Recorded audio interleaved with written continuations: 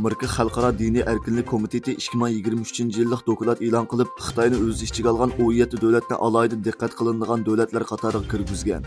Amerika Xalqaro diniy erkinlik komitetining raisi Nuri Turkal apandining dushanba kuni tordagi axborot e'lon qilish yig'inida tunishtirishicha, bu dokladda Xitoy hukumatining Uyg'ur rayonida islomni xitoychilashtirishdan boshqa yana yerlik musulmonlarni majburiy assimilyatsiya qilish siyosati yurgizayotganligi, yig'ib olish lagerlariga qamalgan Uyg'urlarning turmaga solinganligi, majburiy emgakka selinganligi, siyosiy tarbiya orqali minisi yuyilganligi, Uyg'ur ayollarining Xitoylar bilan to'y qilishga majburlanganligi qatorliq masalalar o'ttirib qo'yilgan va buningga dalil sifatida 2022-yil 5-oyda oshkorlangan Xinjiang saqchi hujjatlar qatorliq paketlar misol qilib ko'rsatilgan.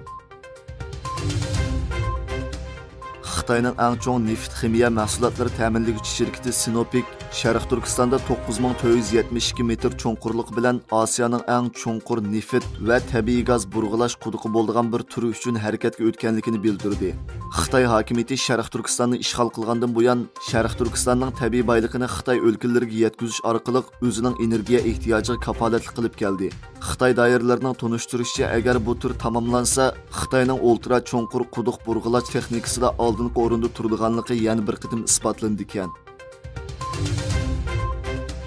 Qozog'iston bilan Xitoy o'zaro viza kechirim qilish kelishimi tuzmoqchi bo'lgan bo'lib, Qozog'iston xalqi bu kelishim yo'l qo'yishdan burunla Xitoy oqinlarining Qozog'istonga eqishga boshlaganligiga norozilik bildirib, bu kelishimga qattiq qarshi turganligini e'lon qilgan. Kelishim bo'yicha vizasiz kirgan sayohatchilar qarshi taraf ziminiga kirgandan keyin 30 kun turishga ruxsat qilinadigan bo'lib, umumiy turish vaqti 90 kundan oshib ketmaslik kerak ekan.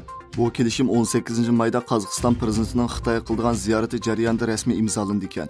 Navbatda bu kelishim qarta Qozog'istonning har qaysi joylaridagi xalq ochiq-oshkora holda norozilik bildirayotgan bo'lib, buning Qozog'iston uchun intayin xatarli ekanligini bildirishmoqda va kollektiv holda prezident Qosim Jomart To'qayevga chaqiriq qilmoqda.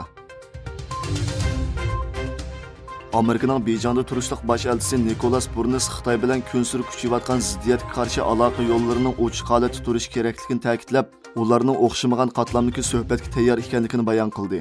Xabar qilinishicha, bosh elchi Burns Washingtondagi aqllar ambiri Sitimson markazi tashkillagan faoliyatda so'z qilganda ikki davlat munosabati haqida to'xtalgan. Amerikaning aloqani to'ngiltishni qo'llamaydiganligini ta'kidlagan Burns, biz ikki hukumat o'rtasida texnik yaxshi va cho'nqur aloqa yo'llar o'rnatish kerak deb qaraymiz. Biz Xitoy bilan ko'rishishga tayyormiz. Biz ishonamizki, Xitoy tarafi biz bilan buningga qo'shildi degan.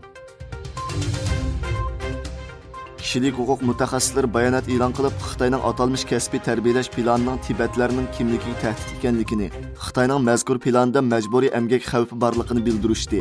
Birlashgan Davlatlar Tashkiloti organ torining 27-aprildagi xabarda bildirilishicha, mustaqil kishilik huquq mutaxassislari birlashma bayonot e'lon qilib, Xitoyning Tibetda yo'l qo'ygan atalmış emgak kuchlarini yutkab ishga o'rinlashtirish va kasbiy tarbiyalash planiga diqqat qilayotganligini bildirgan.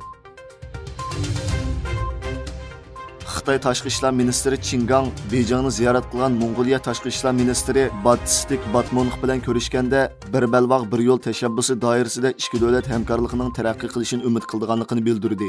Taraflar yana qumburani qarashtirish va sijil taraqqiyot sohasidagi hamkorlikni oshirish to'g'risida birdaklik hosil qilganligini bildirdi.